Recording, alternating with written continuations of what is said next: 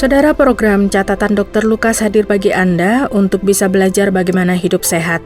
Terlepas dari seberapa baik dan sehat kebiasaan hidup, dalam kondisi yang prima pun kita bisa mengalami penderitaan, baik fisik, mental, atau keduanya dalam waktu bersamaan. Alkitab banyak membahas tentang kesehatan, salah satunya adalah catatan Dr. Lukas dalam Perjanjian Baru. Dan melaluinya Anda akan menerima banyak hal tentang Yesus Kristus, penyembuh ajaib yang menyembuhkan manusia dari penyakit fisik maupun rohani.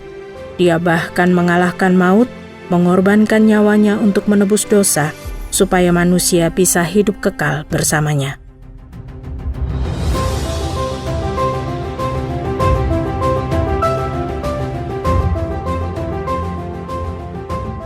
Liu Hua adalah wanita berusia 33 tahun. Sudah beberapa minggu dia merasa tidak enak badan, sampai akhirnya dia memutuskan untuk pergi ke dokter. Dia mengatakan pada dokternya bahwa dalam beberapa bulan ini, dia sering merasa cepat lelah, dan beberapa minggu terakhir, rasa lelahnya semakin parah. Sebelumnya dia berpikir bahwa kelelahan itu diakibatkan oleh pekerjaannya. Beberapa bulan ini memang dia lebih sibuk dari biasanya. Tapi sekarang dia mulai khawatir bahwa kondisinya ini disebabkan oleh hal lain. Dokternya kemudian menjalankan beberapa tes darah pada Liu Hua. Dia diminta untuk datang kembali setelah hasil tesnya keluar.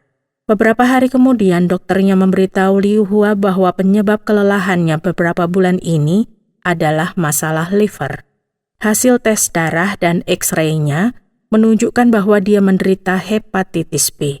Liu Hua pun memberitahukan dokternya bahwa ketika masih kecil, dia tinggal di daerah pedesaan.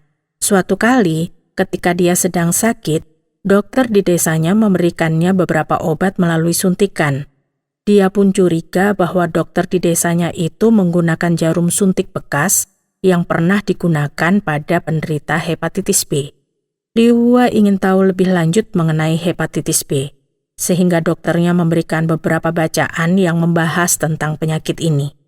Liu Hua kemudian menemukan bahwa penyebab kerusakan hati yang paling umum di Cina adalah hepatitis B dan hepatitis C.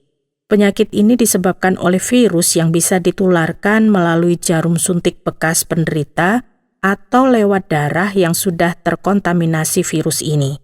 Selain itu, virus hepatitis B juga bisa ditularkan melalui hubungan seksual. Dari buku itu, dia juga menemukan bahwa di Cina saja ada 2-3 juta kasus baru hepatitis B dan hepatitis C setiap tahunnya. Angka ini tentu saja tidak kecil. Di Cina saat ini ada belasan juta orang yang punya penyakit hepatitis B atau C. Dapat diperkirakan bahwa ada lebih dari 100 juta penderita hepatitis B atau C di seluruh dunia. Penting untuk diingat bahwa tidak semua orang yang tertular virus hepatitis B atau C akan terkena penyakit liver. Ada banyak yang tidak mengalaminya.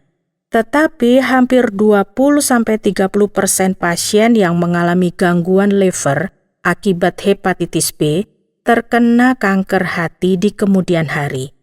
Virus ini adalah penyebab kanker hati paling banyak di Cina. Virus hepatitis C bisa menyebabkan penyakit liver kronis, tapi tidak menyebabkan kanker. Pasien hepatitis C punya kemungkinan lebih besar untuk mengalami gagal hati akibat virus ini, sehingga dapat disimpulkan bahwa baik hepatitis B maupun C bisa menyebabkan gangguan kesehatan yang parah, khususnya pada organ hati. Liu Hua kemudian bertanya-tanya apa yang bisa dilakukannya. Mengapa dia harus terkena penyakit seburuk ini?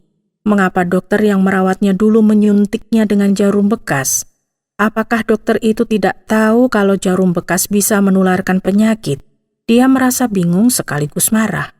Dia mulai khawatir apa yang akan terjadi pada dirinya di masa depan. Dia merasa ketakutan dan membutuhkan harapan. Apa yang harus dilakukannya? Alkitab juga pernah membahas pertanyaan-pertanyaan ini.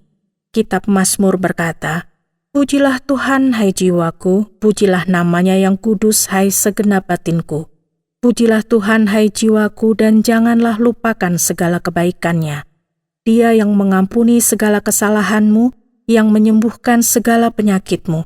Dia yang menebus hidupmu dari lubang kubur, yang memahkotai engkau dengan kasih setia dan rahmat. Dia yang memuaskan hasratmu dengan kebaikan, sehingga masa mudamu menjadi baru seperti pada burung Raja Wali.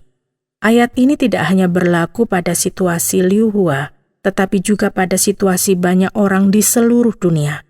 Raja Daud memulai dengan memuji Tuhan dengan segenap jiwanya. Mengapa dia memuji Tuhan? Karena Allah sudah memberikan berkat yang berlimpah baginya. Berkat ini juga tersedia bagi kita. Pertama, pengampunan dosa. Kedua, kesembuhan dari penyakit. Hal ini penting khususnya dalam situasi seperti yang dialami Liu Hua. Allah adalah Tuhan yang berkuasa atas dunia dan mampu menyembuhkan segala penyakit. Ketiga, Allah menyelamatkan kita dari hukuman dosa. Keempat, Dia memahkotai kita dengan kasih. Bahkan ketika sedang sakit, kasih adalah sesuatu yang penting. Kelima, Allah memuaskan keinginan kita. Semua ini dilakukannya supaya kita bisa menjadi baru seperti burung Raja Wali. Semua ini adalah janji Allah yang luar biasa bagi siapapun, khususnya bagi seseorang seperti Liu Hua. Apa saja pengobatan yang tersedia untuk menyembuhkan hepatitis B dan C? Sebelumnya mari kita diskusikan bagaimana cara mencegah kedua penyakit ini. Bagaimana hepatitis B dan C bisa dicegah? Pertama, kita harus sebisa mungkin menghindari penggunaan jarum bekas. Jadi sebelum disuntik, sebaiknya kita memastikan pada dokter bahwa alat suntik yang akan digunakan baru dan tidak pernah digunakan sebelumnya. Kedua, Anda harus memastikan apabila Anda menerima transfusi darah, donor darah itu sudah melalui tes hepatitis B dan C. Selain bisa memeriksa kedua penyakit ini, tes darah juga diperlukan untuk memastikan apakah donor terbebas dari AIDS. Tanyakan pada dokter Anda sebelum Anda dioperasi atau menerima transfusi darah. Ketiga, untuk menghindari penularan virus hepatitis B, hindari kontak seksual dengan penderita hepatitis B. Perlu diingat bahwa hanya hepatitis B yang bisa menular lewat kontak seksual, sedangkan hepatitis C tidak. Cara kedua untuk mencegah penyakit ini adalah vaksinasi. Vaksin untuk hepatitis B sudah tersedia, tapi sayangnya vaksin untuk virus hepatitis C sampai sekarang belum ditemukan. Vaksin hepatitis B sudah dibagikan secara gratis di Cina. Ini adalah berita bagus. Diperkirakan 20 tahun dari sekarang, jumlah penderita hepatitis di Cina akan berkurang secara signifikan.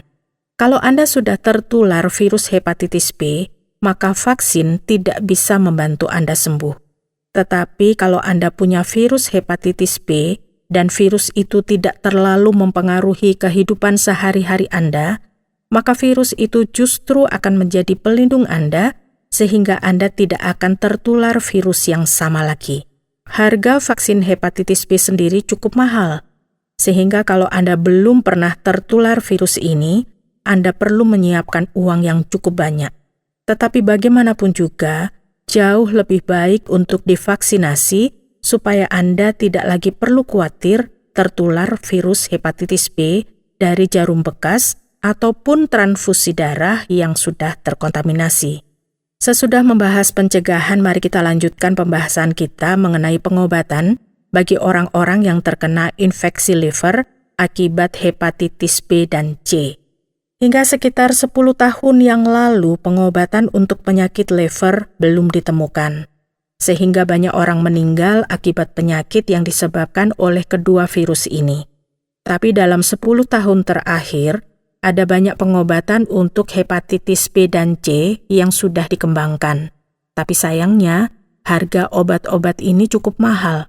Bahkan di Cina sendiri, jumlah obat ini sangat terbatas.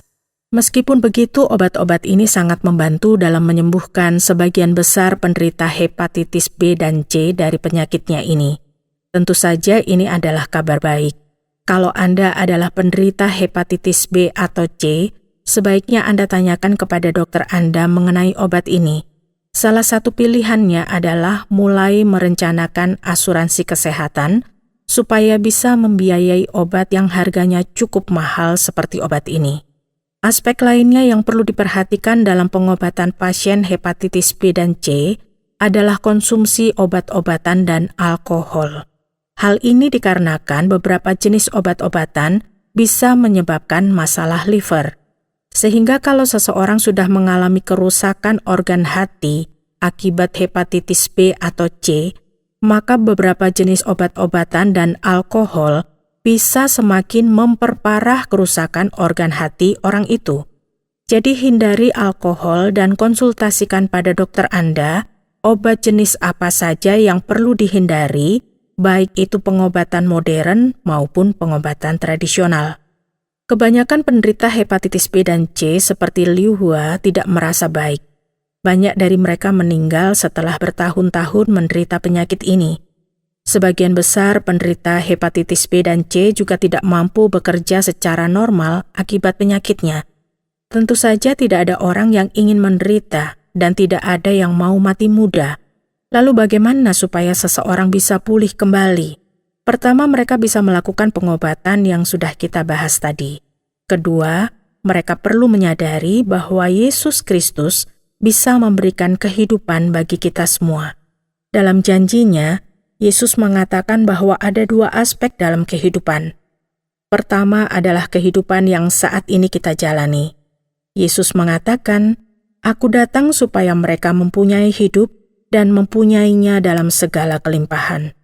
Kedua, dalam Alkitab dikatakan bahwa karena begitu besar kasih Allah akan dunia ini, sehingga Ia telah mengaruniakan anaknya yang tunggal, supaya setiap orang yang percaya kepadanya tidak binasa, melainkan beroleh hidup yang kekal.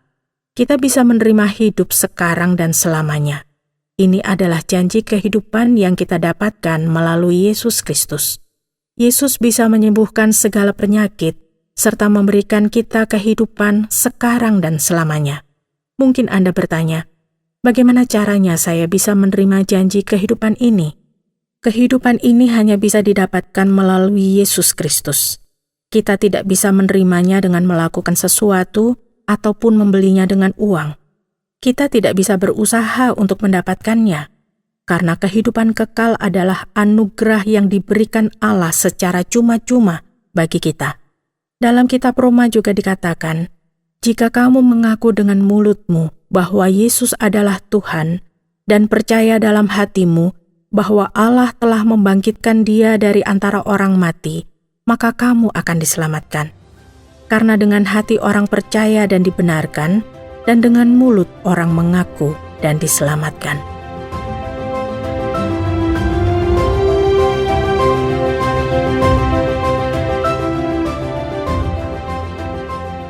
Saudara pendengar, terima kasih sudah bersama mengikuti catatan Dr. Lukas, dan kiranya ini memberikan Anda pemahaman tentang kesehatan jasmani dan rohani. Kalau Anda punya pertanyaan atau Anda terkesan dengan acara ini, silakan kirimkan tanggapan Anda, bisa melalui SMS atau WhatsApp ke nomor 081 333 777 386 081 333 777 386. Sampai jumpa.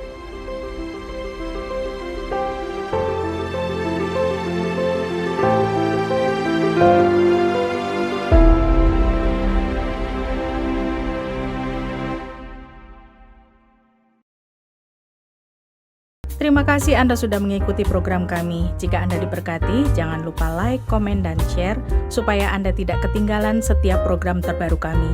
Jangan lupa juga untuk subscribe channelnya dan nyalakan loncengnya. Jika Anda ingin mendukung pelayanan kami, bisa melalui rekening kami berikut ini atau menghubungi kami di sini.